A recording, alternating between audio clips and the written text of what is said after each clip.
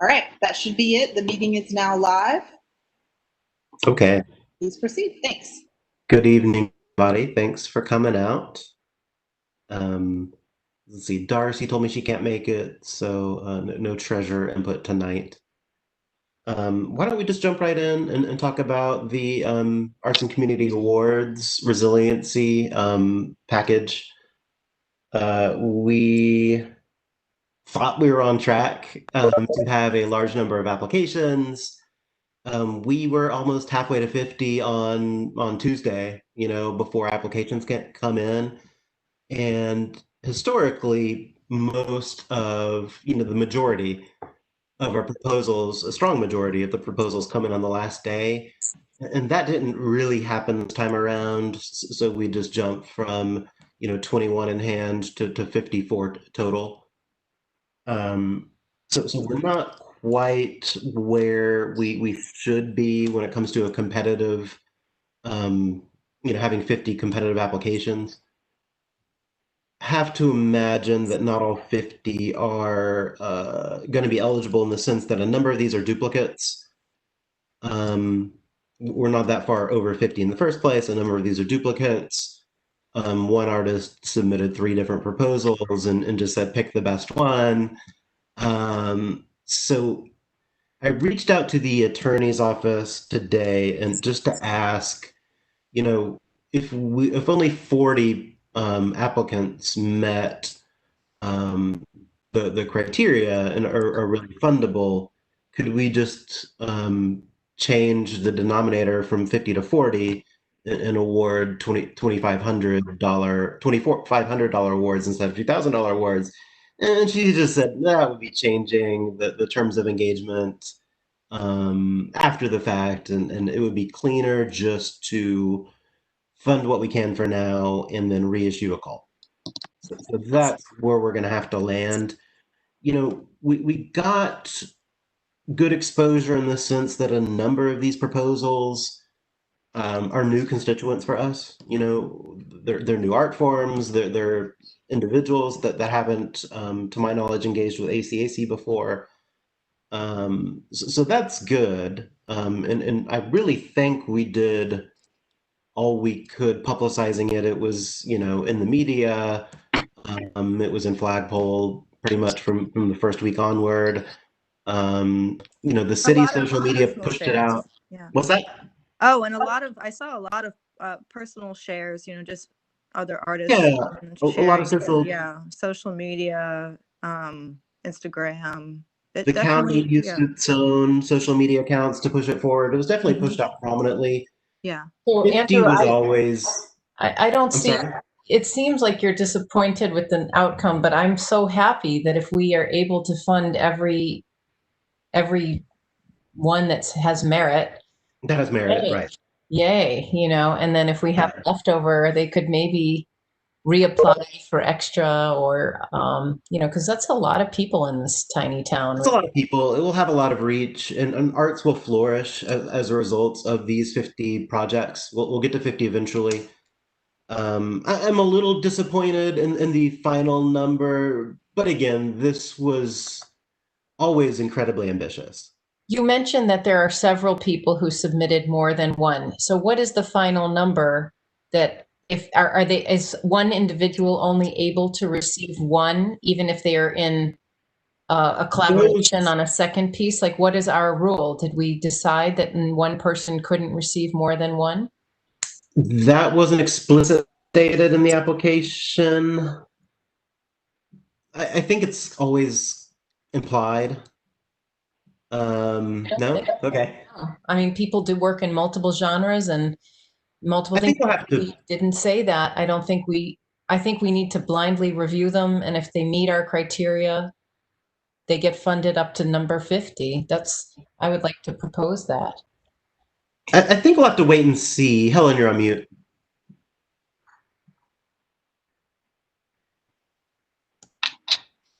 I think we'll have to wait and see and make a determination once we actually um, go through the proposals. I mean, in theory, this person who submitted 3 different proposals could have 3 dramatically different projects with different co-contributors and there might not be a lot of duplication.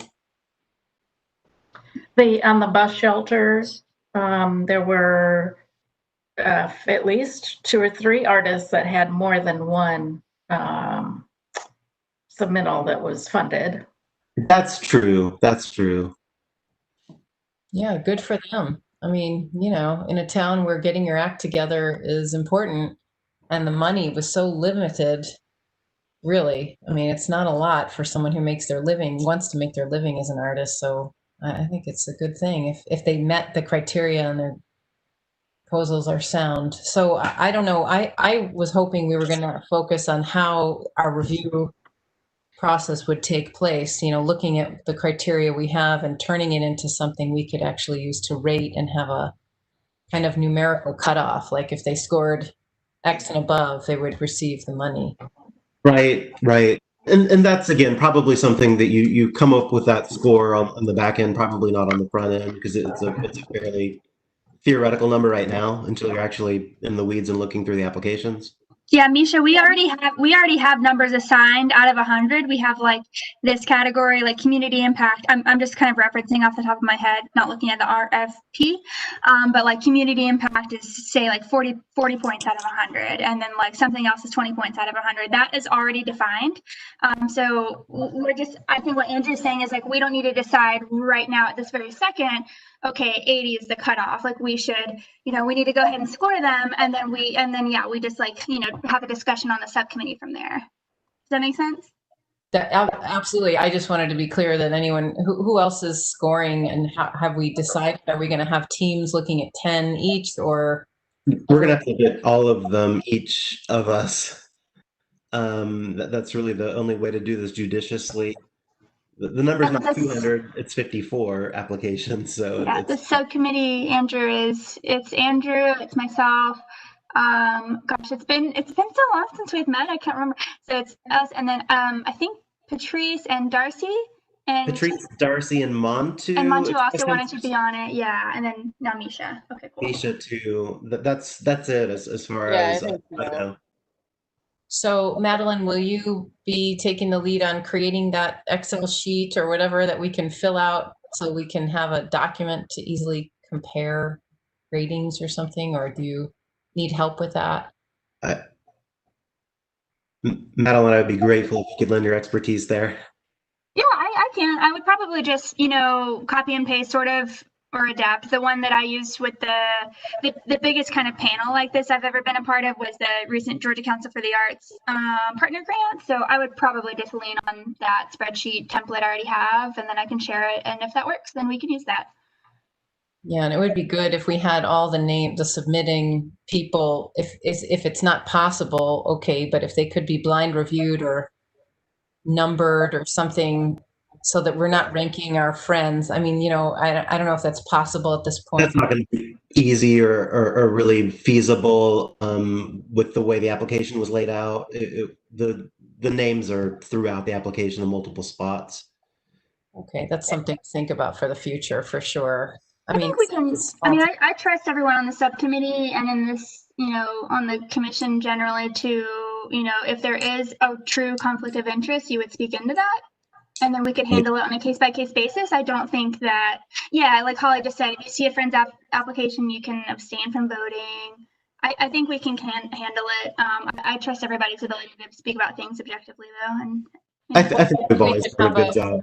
A category in the Excel sheet that is, you know, I have a conflict of interest or a close relationship, something. I mean, isn't as good. I just think a checks and balances isn't a bad idea. Just to add to that, we don't do blind review for the regular arts and community awards. You know, they're the names and organizations are all through the applications there too. So our big commissions are reviewed blindly. Yeah. Just for the record, all of our sales proposals are reviewed by the selection panel with names totally disattached. Mm-hmm. The person who knows the names never weighs on the voting and scoring of proposals. Is there a specific like definition of conflict of interest that we need to reference here?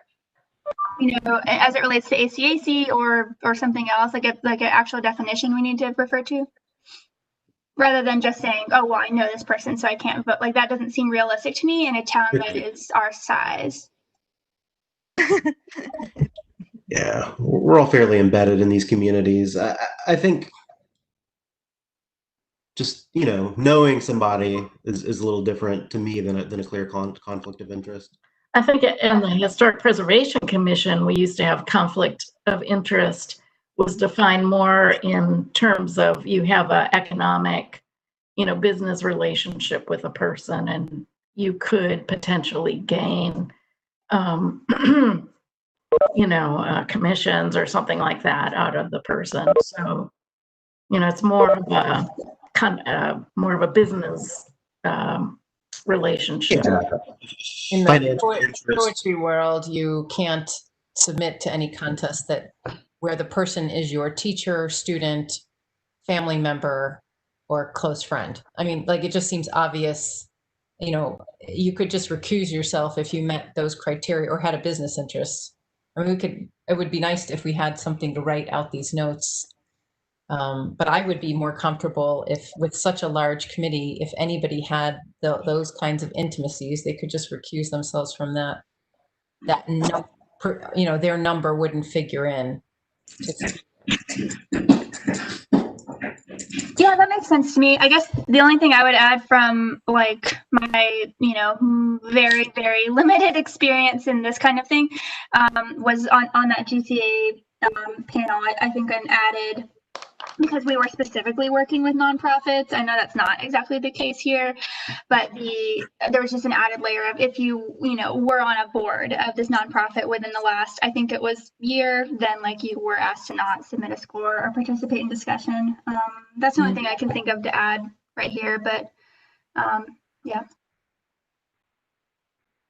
I'll just throw one other idea out there. I don't know whether it's relevant or not, but just devil's advocate. Is it worth having community members involved?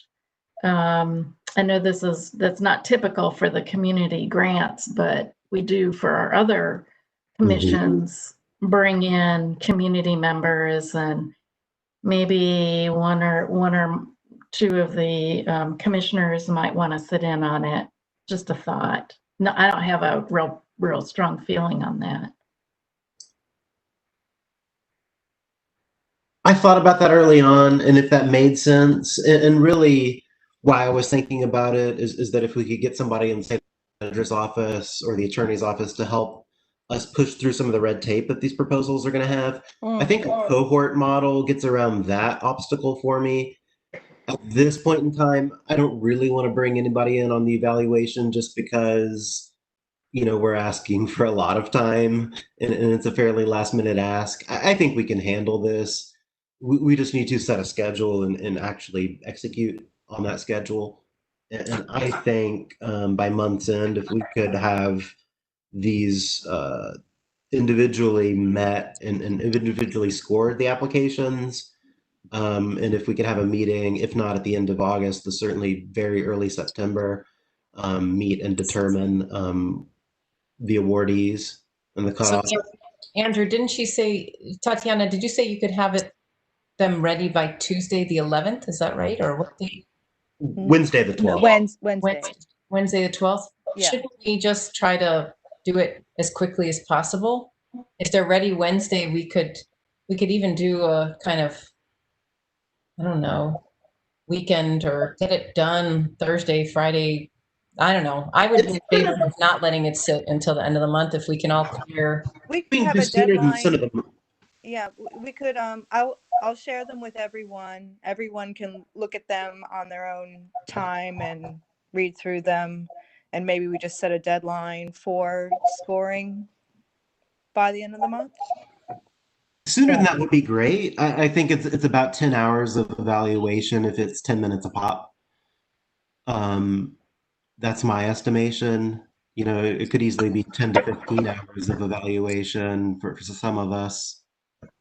I'm just speaking as someone on the subcommittee. I just, to be realistic about this, I'm going to need all of this week and probably all of next week because I have other things going on too. I know this is a really high priority But I also, there's also people, Montu's not on this call to speak into his availability. And so I would hate to just rush this process without having input from someone on the subcommittee too. So. I think I just am disappointed if we draw this out. I think we need 3 people minimum to be raters, max 6 or 7. Montu is so busy. If we are going to make a commitment to waiting, we can do that. I just say, let's not let this draw out unnecessarily. If we can get people to commit and have like each one need to have 3 scores or 5 scores, and then we average those scores. I don't think it's not a question of eliminating very many people. We can put real money into real people's hands, and with people in desperate situations right now, I think it's very important we move quickly. Are we splitting hairs between like August 25th and August 31st at this point, though? Like, I was thinking the 14th. I was thinking they're That's there's no way not I have realistic for 10 me at hours all. of availability between now and Thursday. That's just not feasible. Well, Right. let's make them too. Like a 3-day, 4-day turnaround is just not realistic. Okay, so what about the week of the 17th to the 21st? I mean, if they're available for us to review on Wednesday, let's set a date. Let's just do something clear so that it's not just pushing into September. That's all I'm advocating for. I don't care about splitting hairs about the 25th, 26th, 27th, but that would be, I think, plenty of time. Given that we don't have to eliminate any, really. If there's so many multiple submits, it's probably we can give everybody time. Well, they still deserve a judicious review. Sure, but it's less exacting on us. It's less, it's more about they meet the basic criteria than, or whatever we decide that is.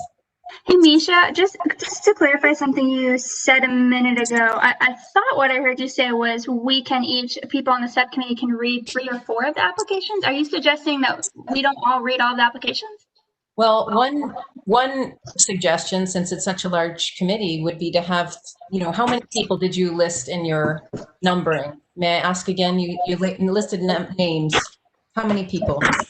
It's myself, Andrew, Darcy, Patrice. So that's 4, and then Montu, and yourself. So that would be 6. But the first 4 were people who, they helped to write the RFP. They've been involved in the process the whole time. Yeah. And then Montu expressed interest later. And he's not here to speak into it right now. But yeah, so it was originally 4, then 5, then 6 now. Yeah. So that's how when I serve on the Fulbright and we review scholarship applications there, and we always divide it up because it's just too much work. We could divide it up, 3 and 3, try to have as diverse a 3 and 3, and divide that up into 25 applications each. That's practical. Look really carefully at the ones that are low scored and see if they. Right. We should trust each other in groups of 3, and then it's more feasible. And if we could divide it up into groups of 2 and have, even fewer, recruit more people.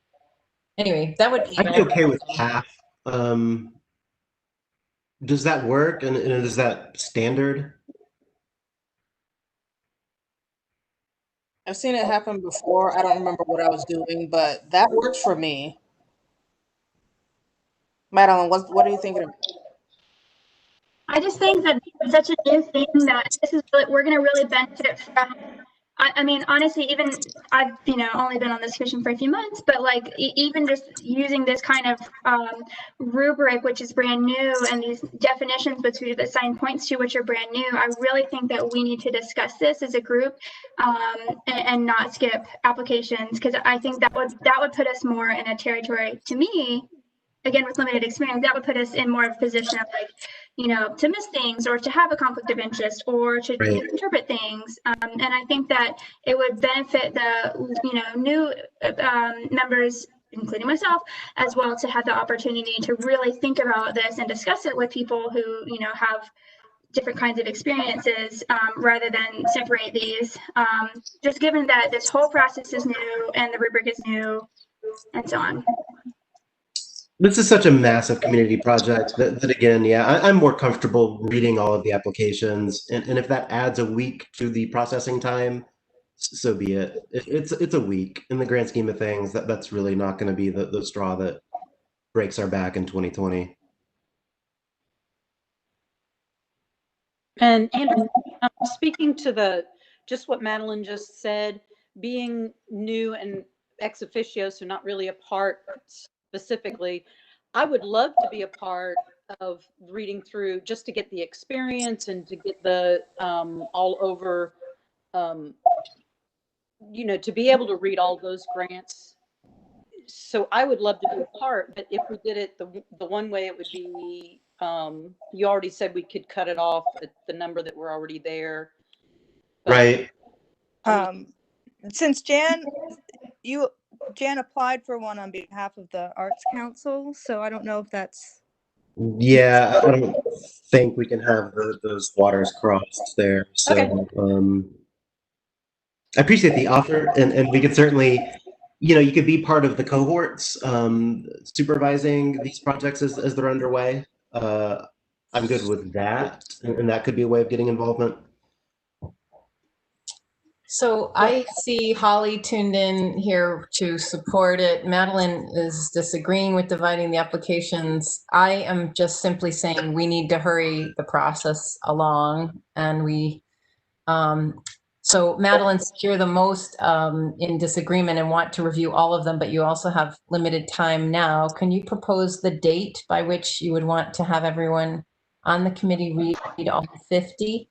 Yeah, I could meet. I could definitely commit to like Monday the 24th, which it would be a week and a half after the, Tatiana saying she could have everything ready. That's I could 2 meet that weekends. day and discuss it.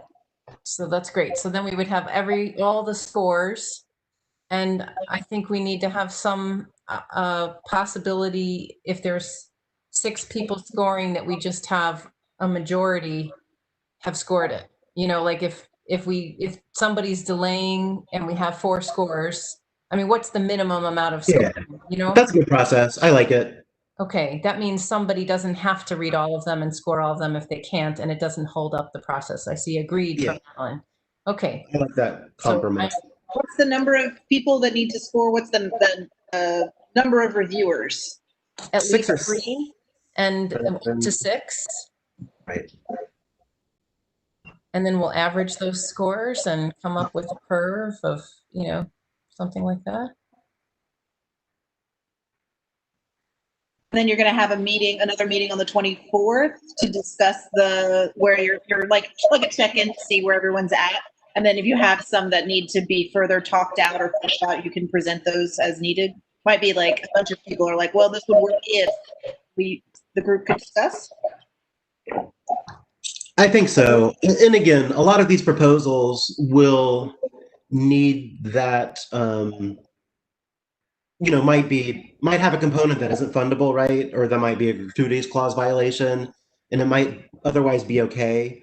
So part of our application process will have to be looking out for that, right? What tweaks might have to be made to truly make this a fundable project. That's what made our round 1 application so time consuming, is that we gave feedback on everybody we didn't fund. So we had 25 applicants and just 5 awards.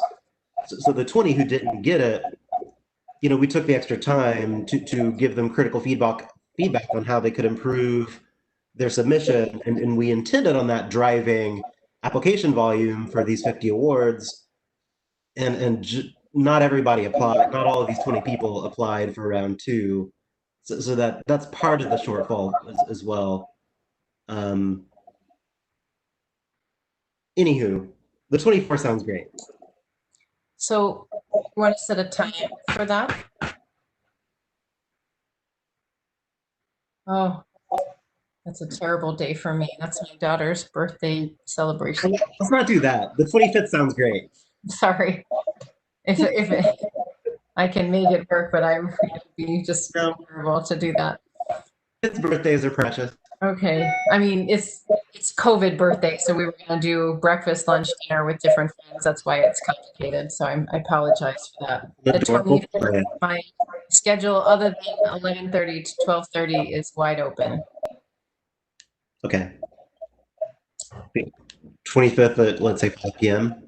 5 p.m. Did you say 5? Yes. Oops.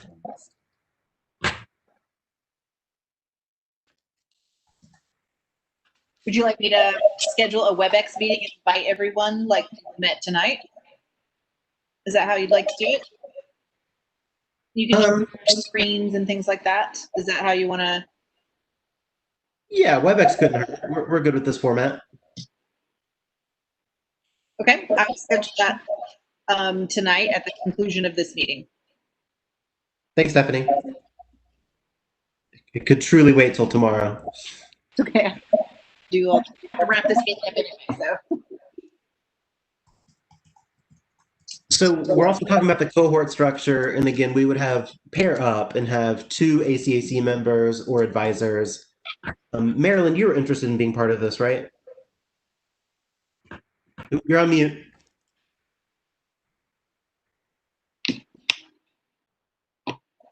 Yeah, I said I would help work with those people who won the grants. Okay, You cool. said we were going to break them up into small Groups groups. of 2, and probably a more senior ACAC member and a newer member. That way, Yeah. So this can have a knowledge sharing Makes sense. component as well. Right, right. Team building and all that fuzzy stuff. Mark, would this be fun for you? Okay, good. And Jan?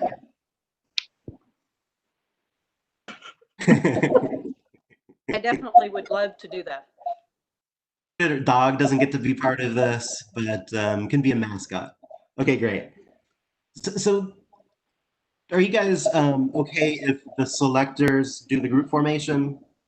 That seems like the easiest approach. I promise you we won't save the funnest ones for ourselves. We'll try to spread the love there. Can you define for me what you mean by assigning us to supervise the 50 projects?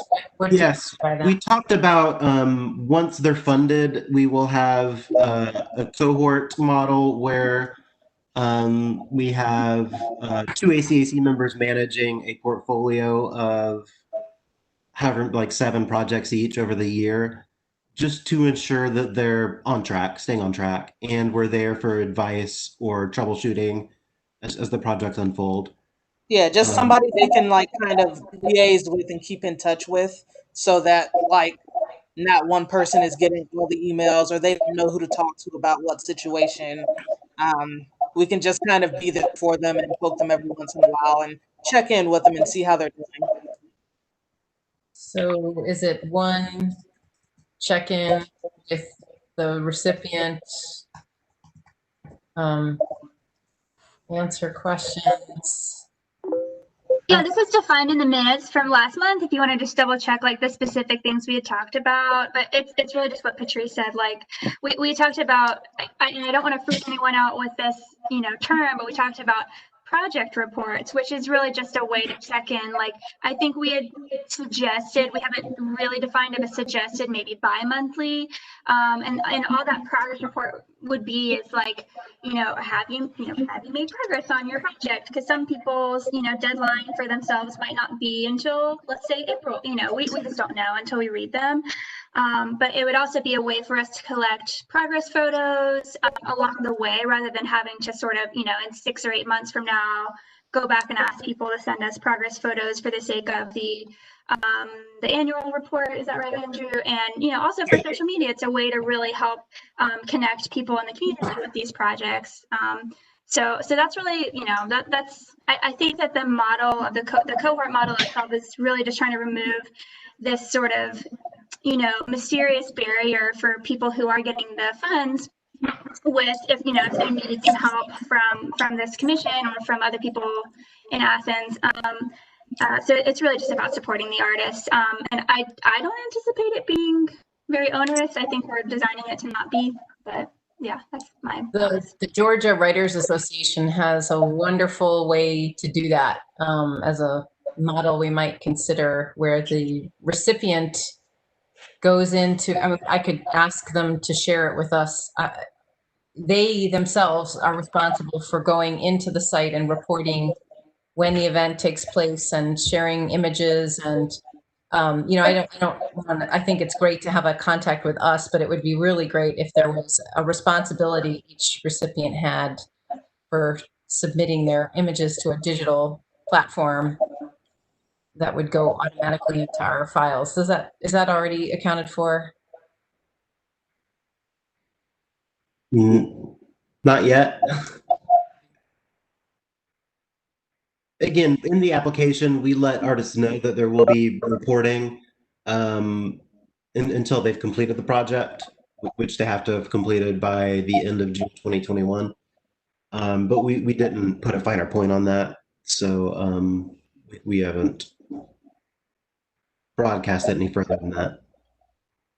I do like that self-submission model though. Like if we just had a little Google form for them to fill out every couple months. And yeah, that sounds perfectly fine for me. We just we're still their point person. And we just send them the form, say, hey, here's the thing. Let me know if you have any questions. And they can still reach out to us any other time. Like that would just be, yeah, I like that. I think it's really going to be good relationship building with us and a community of artists too, that we're going to be engaging with these awards. It'll make us better. Okay, so the subcommittee will assign those groups. I guess I'm Anything really else? uncomfortable with not, like, I would be happy to create the sheet. Like, if I don't know. I just feel like this couple of months, some projects are just one time, they're doing it and they're done, right? It's like a performance or Yeah. so it's not a couple of months. It's like, shouldn't it be like they commit a date or dates, and that when they've completed the project, do they get the money up front or do they get it when they submit their report? They get the money up front. So I wonder if there's no way to hold out a little piece so that they write the report. We just have to trust. I mean, again, the most important thing of this project was designed to get the money in hands of artists, and holding it out is not living up to, I think, the promises that were fairly implicit, some explicit. Money needs to go to artists as soon as possible. That's the point of this. Yeah. Again, this is how we've always administered arts and community awards in the past. We've always given money up front because it's the end of our fiscal, so we don't really have any other option. Yeah, no, just clear like expectation for the reporting. What I don't want to be doing is hounding someone for pictures or for a report that when they're not like up front, when they get the award, they know that they have something written, contractual, Okay. that's clear where There might be some things that happen on a case-by-case basis.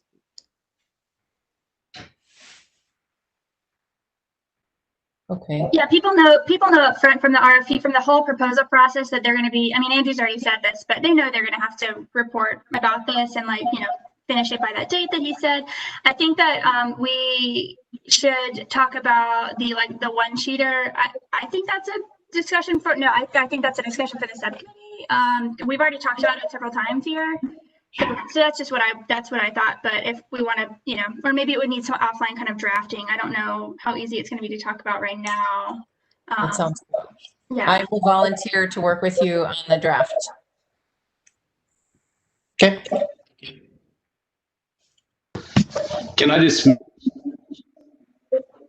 I know Andrew a little bit just because of my working with the city. So if there's some things that you want me to write up about stuff that may go on with the city, or just general context for people to get in touch with if they're doing certain types of project that are going to be on city property or city infrastructure, I'd be happy to add that to it or have a discussion with anyone about it. Thanks, Mark.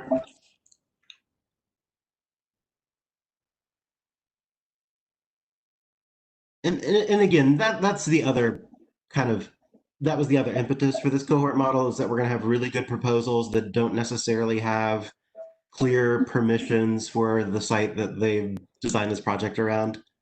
And again, this cohort model will prevent us, or at least buttress us against saying no to good ideas and trying to make them work.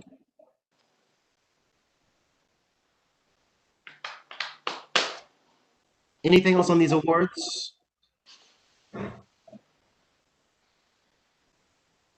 Okay.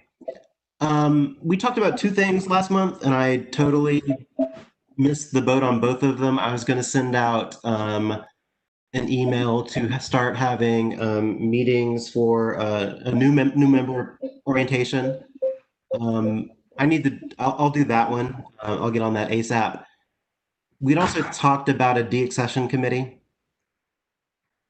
And if somebody else wants to spearhead that, I would be very grateful.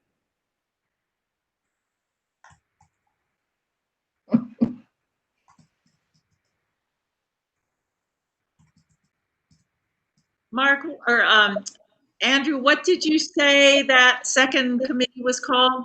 De-accessioning, looking at our policies. Okay. I mean, I'm happy at some point to, since I helped write those guidelines originally, if it would be of any help to review that with a couple people or whatever, however you want to do that. I think we also decided not to use the word de-accession as much as we're gonna review the inventory that was already created and then decide exactly what we accept as being the true ACAC inventory, like what ACAC takes responsibility for, and then voting that. Or I agree. That was my original intent, and then somehow that got sidelined to de-accessioning, which I had this much interest in. We're really not de-accessioning anything as much as we're just like, taking claim and responsibility for certain things and then leaving other things behind as little orphans that will probably wander off into some other responsibility. That makes it much ACC. So, yeah, I'm definitely interested in this conversation. So, maybe Marilyn and I can work on looking at the inventory list and kind of reviewing that. I have a list of who volunteered to be on the subcommittee last month. That would be Andrew, myself, Reese, Helen, Donna, as ACAC members, and then I also have Stephanie and just referencing the minutes I sent earlier, as well as last month. Stephanie and Jen also wish to participate, and Mark, you said you could provide assistance as well. Take my name off that. Strike it. Yeah, no problem. I don't know what I was thinking. I've had real bandwidth problems this last month, so yeah, backpedaling from this one. So yeah, would the inventory committee folks like to set the time to meet this month, or would they like to move it to right before the next meeting next month, like after Labor Day or before Labor Day? These are choices. I mean, After. but it would be nice to get started on it, right? It might just be a meeting or two, one where we review the list and sort of talk through it, and another to sort of confirm exactly what we want on the list. So maybe like 2 meetings max. I don't know. If we can have some I don't really know what the kind of prep steps would be, but it seems like something where we might want to have like a primer, an email, and then we can meet. I don't know if that could come from Stephanie or from Marilyn, but if we could have just some sort of information to go off of, I mean, I could meet definitely the last week of August, first week of September, anywhere around there is fine. All right, I'll talk to Marilyn, and we'll probably harass Mark a little bit about coming up with the inventory list, and then we'll send it out in an email with some steps, and we'll try to come up with a time. So that way everyone gets to see the list, and we can try to pick a time, maybe the last week of August, to meet about the official inventory for the commission. How's that sound? Sounds good. Yes. I love it. Okay. I'm going to decree that this new member stuff will happen after we've evaluated these awards, because we have a number of new members wrapped up in that too. So let's take a breath. and then maybe convene on that in September. That's fair.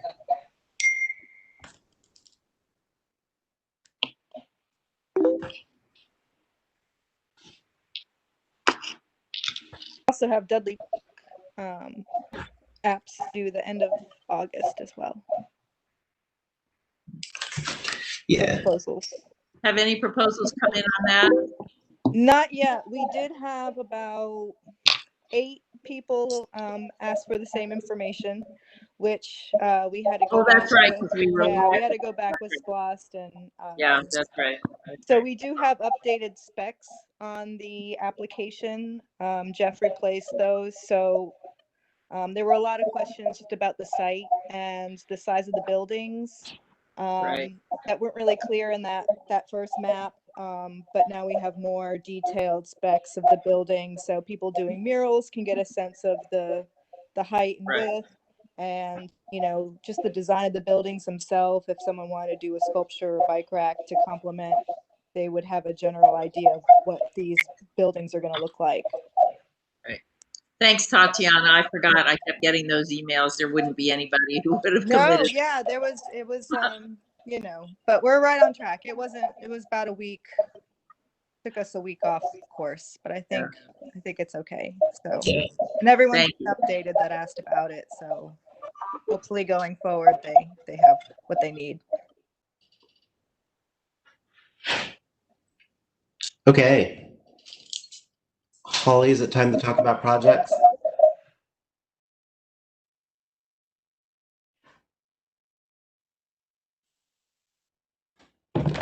Maybe not.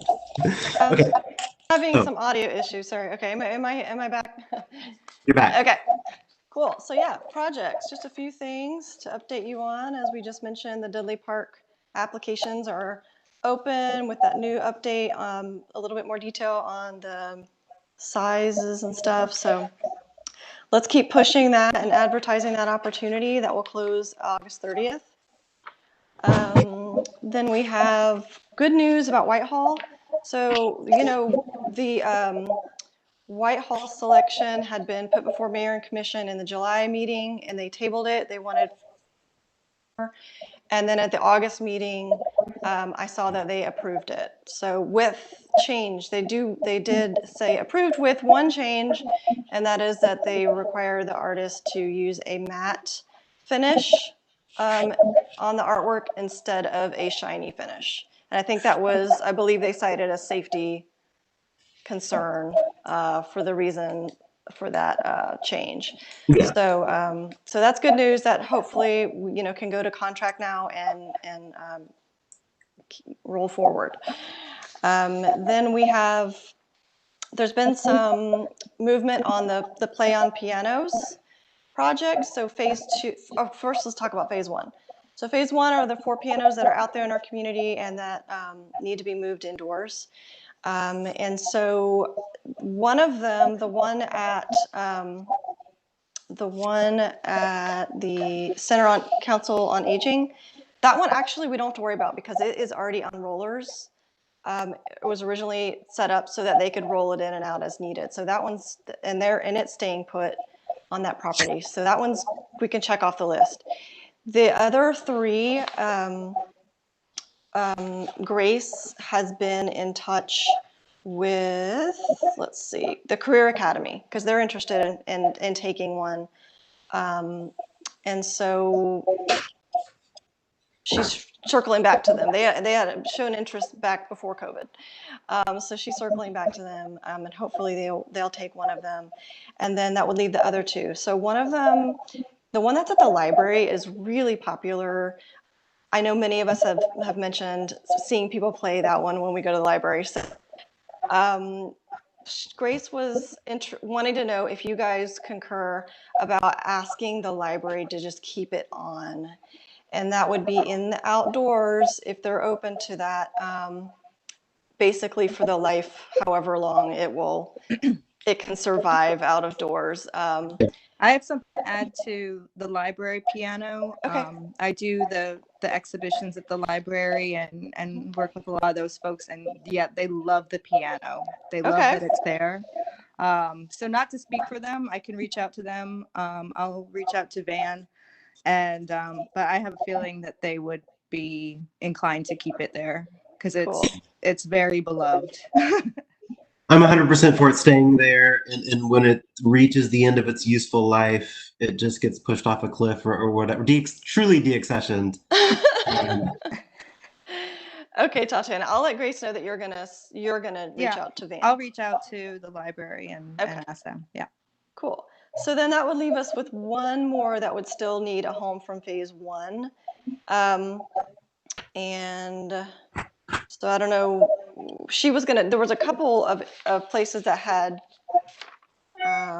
originally expressed possible interest, East Athens Dance Center, but then she thinks they might have changed their mind.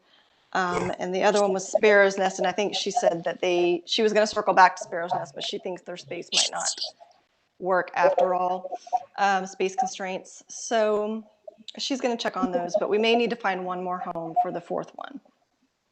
So if you guys have ideas from your own networks of a place that could benefit from this fourth piano, by all means, I think it's time to start reaching out. Holly, Yes. fourth piano, the high school teacher from Cedar Falls was really hesitant. The Clarke Central teacher will take one now, even though there's no students, this fifth piano. But the person at the high school in Cedar Falls who is going to take the sixth piano doesn't want to, it seems. Oh, okay. Did you see the email? Laura? Yeah. Oh, okay. So I wonder if she could be persuaded to house at the school the one that's completed. I don't know. I just wanted to pass that along. I just asked her if she would be willing. I think she's worried that there's no way she's going to complete the piano anytime soon. Okay. And I assured her we didn't expect it to be completed this year if students aren't in the building. But I wonder if she would take a finished one and house it at the school. Right. I don't know. Okay. Do you want to follow up on that? Because I know you've been in communication with her, or do you want me to talk to Grace? Sure. So I just sent an email that said, look, if you want the piano and want to let it sit, we just need somewhere to move it to that's temperature controlled. Yeah. And the next email, if she declines that, I could ask her if she wants to have a finished piano. Okay. Yeah. All right. Let me know what happens with that. So we may need another school if Cedar Shoals has to back out. Yep. But we've got Clarke Central with Jessica Sheldon's group. Yeah. Great. Okay. So, and then slight correction to the minutes of July. The two pianos for phase two are not being held at Restore. They are actually in private hands currently, but one of them is ready to let us have it. And the other one, and I know that Grace is working on coordinating moving that, I guess, probably over to Clarke Central. And then the other one is actually in use through September, but after September, it'll be available. So we have a little bit of time, to find another school that might work. Okay, the other thing then is, let's see what else we got. We want to keep advertising the bus shelter project. I know Misha and Mark Beechuk had talked about maybe seeing if there could be a radio spot. Is there any movement on that? That was well executed. Yeah. It was a 5-minute segment on Athens News Matters with Mark and the marketing. Oh, great. It was really well done. So that was in July sometime? Yes. Cool. All right. Sorry I missed that. Great. But we just want to, I guess, if there's any additional advertising, just to kind of keep that,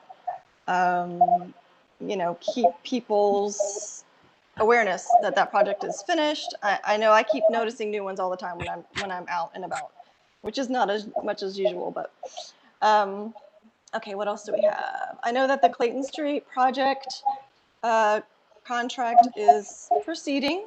We finally heard from the artist Slowly. today, and I think that we're moving forward. Okay. Yes, right. So there's some movement on that, so that's a good thing. Then we have the Music Walk of Fame. Dee Dee, I didn't get a chance to reach out to you before now, but I thought you could update us. I know that the city was looking at August for a 2-day install. Do we have any idea of the dates on that? Linda played this really cruel trick on me where she told me there was a sample plaque Yes. out in front of the Morton, and she advised that I lift it up to take a peek. By that point, it was covered with this giant metal grate that had to be placed with the crane. Linda, I It's appreciate there. you. It's there. I appreciate you thinking that I was capable of lifting that. I don't know if Dee Dee's or someone, does anyone know when the August installation might happen? So the plaques will, I talked to the fabricator Friday, and the plaque should be here the end of August. Okay. Then, of course, we'll, depend on the public works folks as to when they can get them in. I know they want to get them in within a 2-day period and as quickly as they can, but it'll just depend on their schedule. But they should be here the end of August. Okay, so install might be September. Yeah, can you hear me? My connection is terrible. Yeah, at the end of August delivery. We are still waiting for Mayor Gertz. I had a conversation with him in regards to what he wants to do for a ribbon cutting, quote unquote. He has some ideas, but Linda and I are kind of, waiting on that particular thing. However, we did go around and identify the spots throughout those blocks. So, Andrew, if you want to go on a little walk, you could just look at the white spray paint triangles. Okay.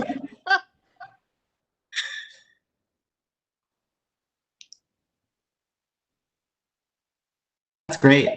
Thank you for the update.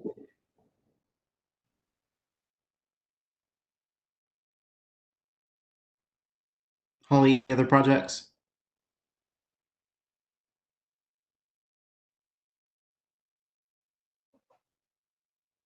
Can anybody hear anything?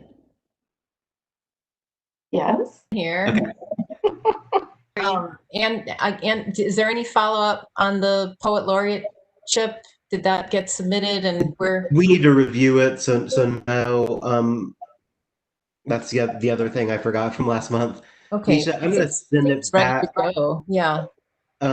Just to see if the current environment has changed anything. That's all. Is this all COVID appropriate? Yes.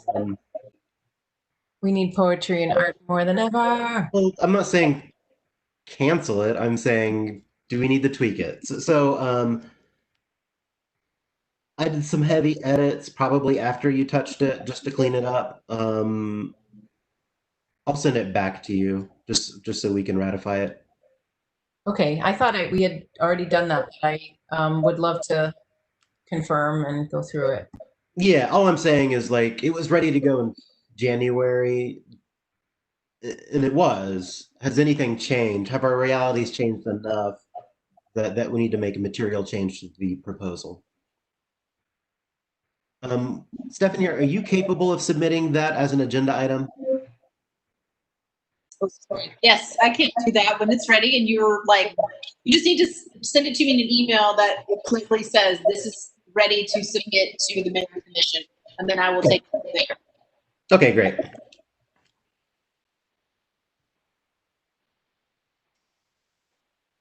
Yeah, we had a correspondence with Keith, and it was sent February, and a request for confirmation in March. So Okay. it was already on its way, but it never.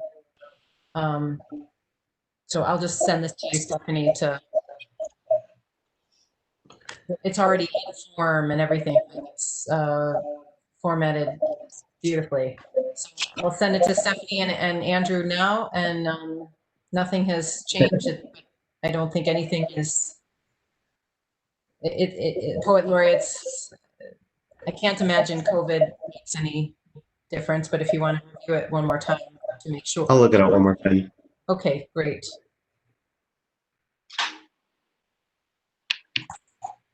Holly, anything else? I think your audio is struggling. Yeah. Okay. So did you guys get a chance to look at that proposal that I sent out from about Bethlehem's? Holly, I can't hear you. Okay. Did you guys get a chance to look at the Bethlehem's proposal? Is there a way to integrate that with SPLOST funding?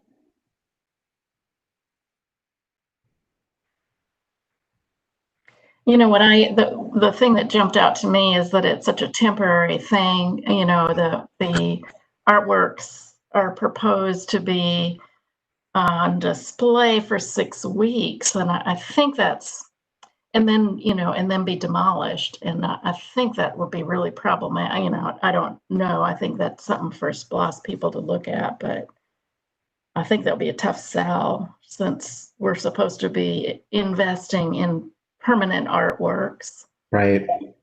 And but I think, you know, it's a really neat idea, and I really think that it should be coordinated with the whole Bethel Homes initiative, you know, and make it part of their whole development, you know, so that it's relevant to what's going on there. Right. And we're having these workshops coming up to talk about, you know, the planning up front on it. And I think this is something that could be incorporated into, you know, and use some of their funding. I also thought the request was pretty steep for a 6-week project at $50,000. I thought that was, you know, just really not appropriate. I mean, I really like it as an outreach piece, and you know, that was tied to, we could have community weigh in and use this exhibition to select somebody who's involved, you know, the lead muralist for the site. I really like that connection. I agree that it's a big financial outlay for something that is temporary, and that is in a lot of ways just a non-starter. I have a question about it. Is the housing authority on board with this? Actually, it's privately owned. So okay. Columbia Residential owns the site. Andrew, the housing authority purchased it. Oh. Yeah, they have purchased it. Yeah. It was privately owned, but that was part of the deal. So. The reason I ask is because I've you know, projects like this are so awesome, but the big bottleneck that usually happens is like liability about having people on property that's not, you know, if it's under construction or in a transitional thing, then it might not be, you know, it just could be a safety issue or something, an insurance issue or something like that. I don't know.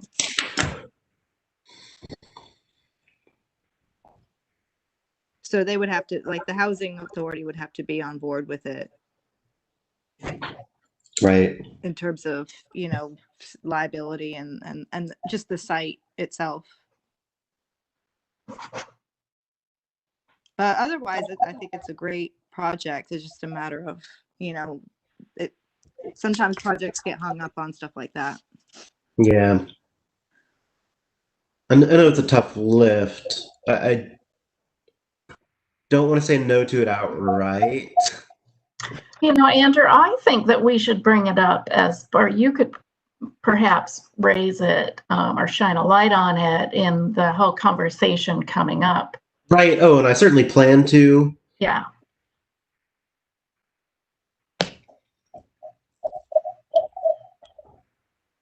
And if ye all don't know, the developers, Columbia Residential, who did Columbia Brookside here in town, they're holding a series of workshops. They're eager to get art integrated into this project on the front end, and they're having a series of workshops starting this weekend.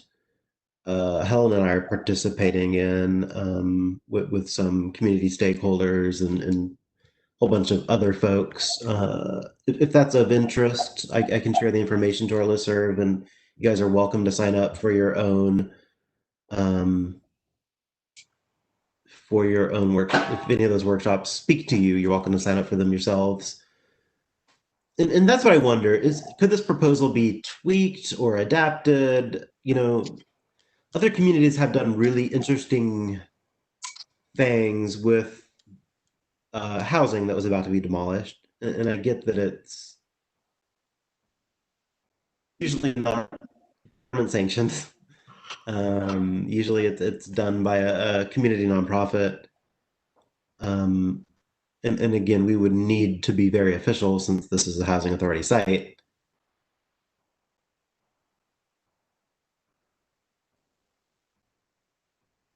Just to and point out, I guess, Jan's note in the chat there, could the exhibit be somehow integrated permanently? I think that would be a cool question. I think that would change, like, artistically, you know, I think that would change sort of fundamentally what the project is about. But that doesn't necessarily mean that, you know, the artist or project would not be open to it. But I mean, he notes in the proposal here that this is an idea from the something that exactly like this that was done in Atlanta. It says called the Temporary Art Center Project, and the project would be working with, I guess, one of the artists who led it. I'm not really familiar with them, so I don't want to say the wrong thing, but it seems like it's one of the artists who led it. So if you want to look more into that, then you can find that online. It was in Atlanta, but yeah. So I guess my first question, and I think this has maybe been answered, but just to clarify, does something temporary like this, like, could that ever be, or has that ever been in the past, I guess, funded by something like SPLOST, or would that just maybe need to find other sort of funding options? The closest surrogate that we have is the Pianos Project. That was technically out of SPLOST money in the sense that it's our Project 21 account. And those do have the same restrictions where they're intended to go to something permanent. The SPLOST Advisory Council approved the Piano Project, and an exception was made for that. Fairly small scale in comparison to what Broderick has proposed.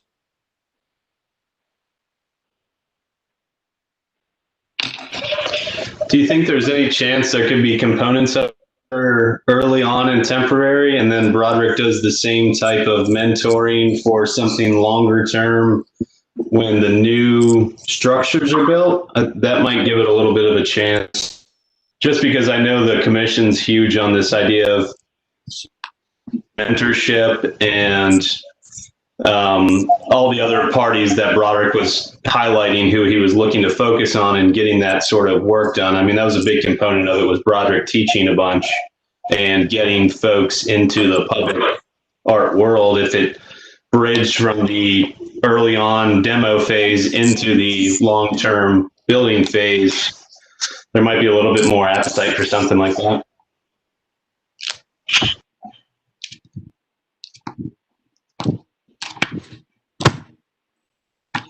You know, this is a large project, so the 1% for this project will be in the neighborhood of 350,000. So viewed in that way, this proposal would be a fairly small, you know, it's a seventh of the total art budget.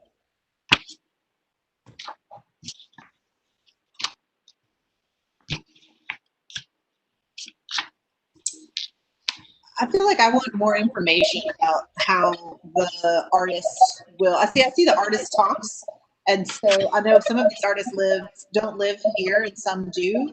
So like, there's some factoring in about like the timing and the housing. Are they going to create works or just have the artist talk? So some of the maybe just more details. I do think there's opportunities for this to be a part of the new Bethel redevelopment conversation, as well as potentially like the Jackson Street Art Walk, which is also going to be in proximity to all this, right? So this could be you know, something we start in one way and then it continues thematically in another space with maybe a different funding source. I don't know.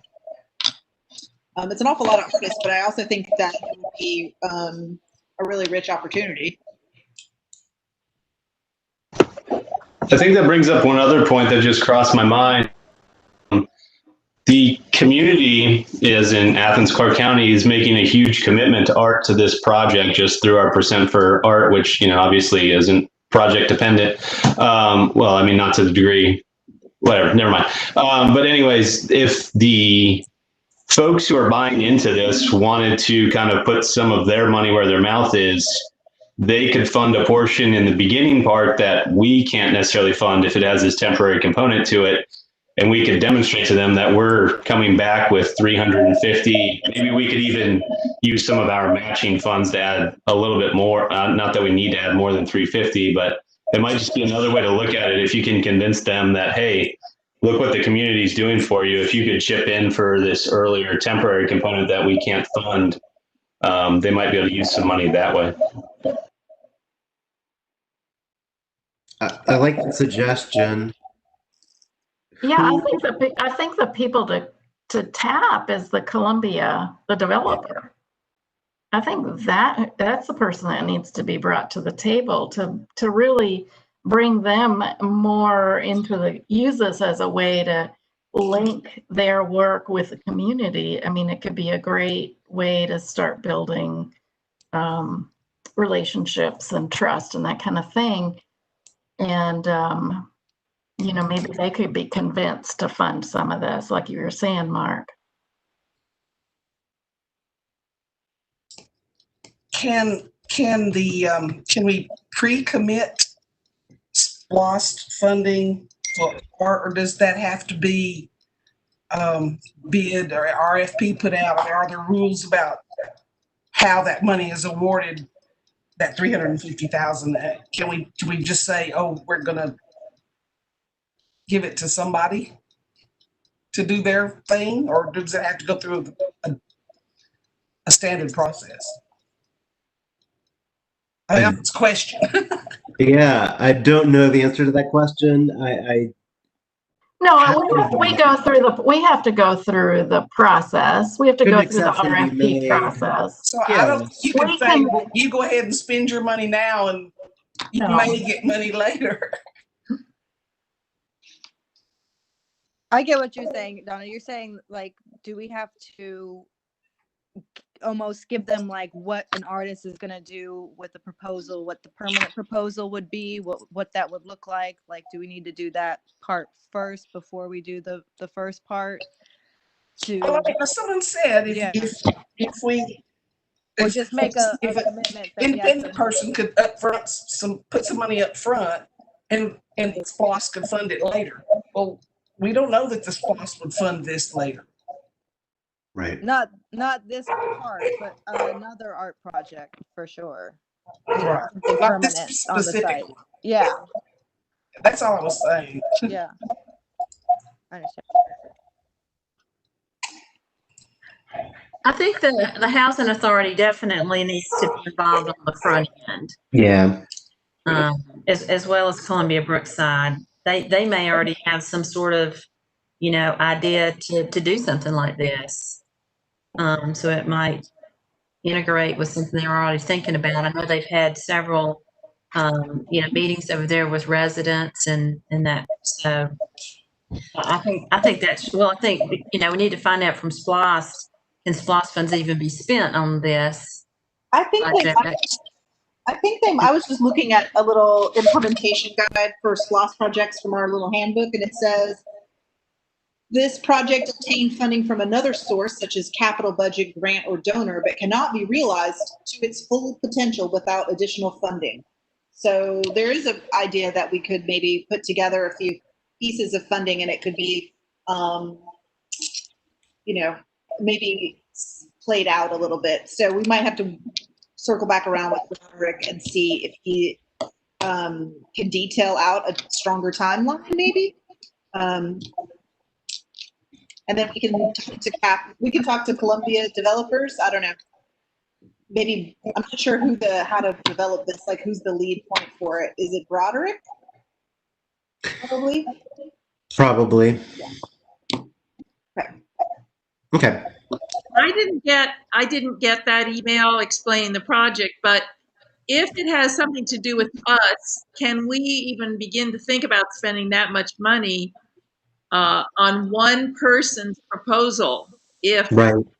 you know, that's very limiting, and I think we'd have to put out another RFP for something similar. It's a little confusing because I haven't seen the proposal, but I just forwarded it to you, Marilyn. What we okay. might do is I can talk to Broderick and talk to him about maybe looking at Columbia as a funding for this, or we might need to talk about how the ACAC and the Bethel project could work together, but that's probably going to take more of an open call so that we're not just hand selecting without a call or a committee, you know, to give us artists a chance to develop a project. I don't know. I guess I saw, not Andrew. You're Andrew. I guess I saw Broderick like passing this on as really just a provisional kind of way to think about how it could possibly work, not asking for, you know, how do we make this work right now? But I don't know. I don't know if that's a significant difference to anyone else. I guess I just see this as a provisional sort of talk rather than, you know, we're not, I don't know. Maybe we are being asked to commit to it right now. I guess I didn't see it that way, but based on what I guess Holly, you know, Helen and everybody's saying, like, we can't just decide to fund this right now. We would, like everybody's saying, just have to go through the RFP process. Yeah. His overview states that he sees it as a collaboration between a number of different people. So his plan all along was that funding would be piecemeal and there'd be multiple funding sources. We were never asked to fund it outright. You know, even if we could fund 10% of it, is that a possibility? I think it would just need to come from a different one of our pools of funding is all. I don't think it can come from the percent for art, but I think we could kick in a small percentage. I agree with Marilyn. I think we'd probably get some pushback if we were funding the whole $50,000 worth. But I also think to Madeline's point, the concept could be done throughout. It could even be done later on. I mean, I liked the temporariness of it, and I kind of understand where he's going for that. And so I don't want to speak for him, since if that was a big component to it, but just the whole mentorship idea. If we're talking about $350,000, we're probably going to be talking about a couple different projects. It might be good to consider this to be an educational mentorship component and fund it in that way later on. But I think if it's coming earlier, we could only kick in a small portion of our other funds to help out Broderick on the earlier parts. I don't think we use any percent for art money.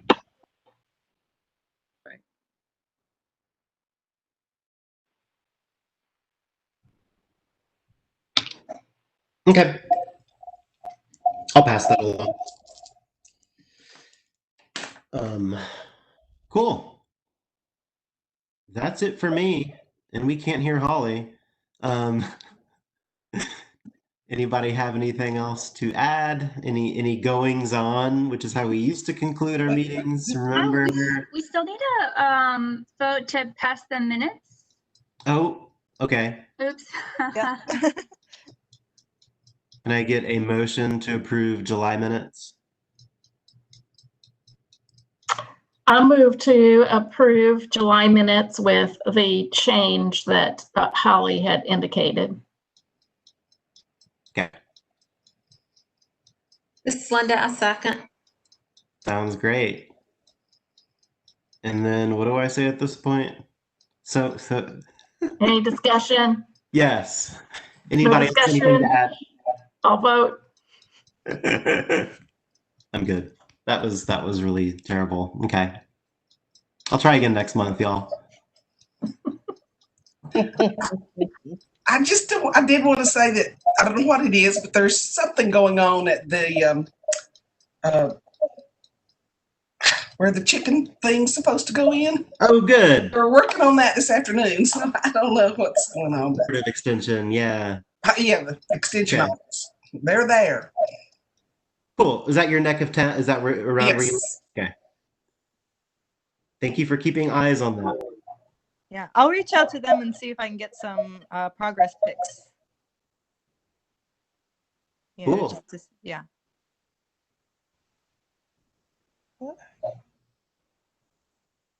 I miss going around the circle and hearing all the goings on. We had our first virtual Seat in the Shade poetry series. It was a success.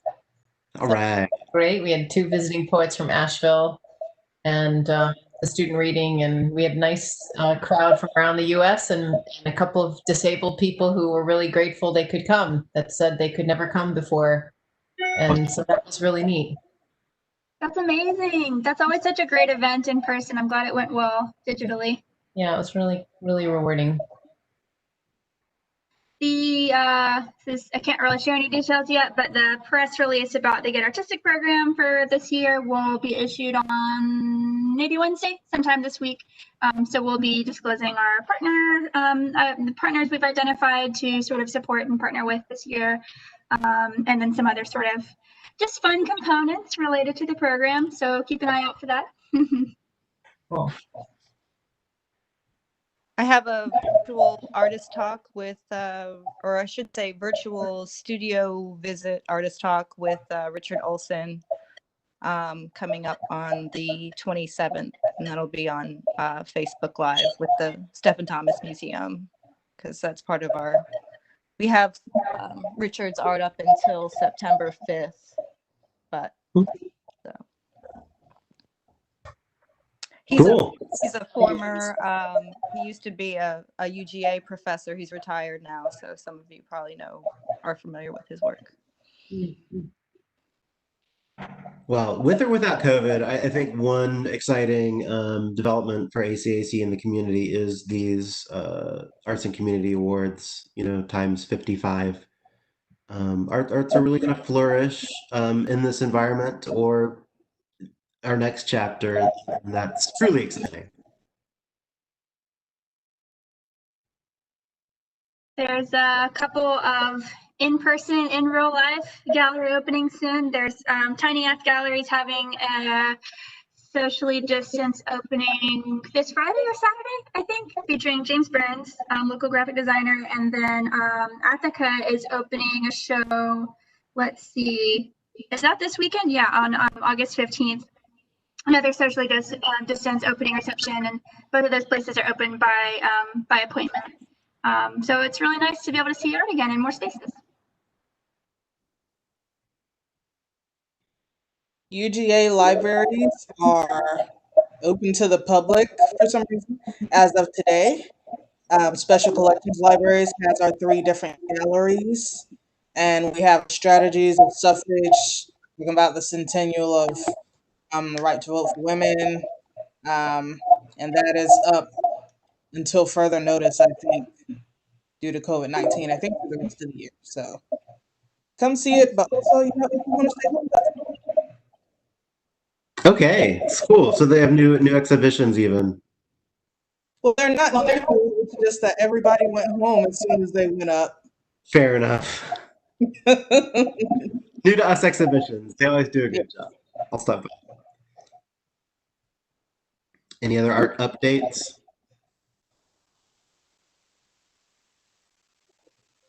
Well, all right. With further ado, ACHC business is closed for the evening. Y'all have a great Monday, and thank you for everything. We've those of us looking at the Arts and Community Awards have a lot of work cut out for us by the 25th. Challenge that we're gleefully taking on. Bye, all. Good night. Okay, bye. Bye.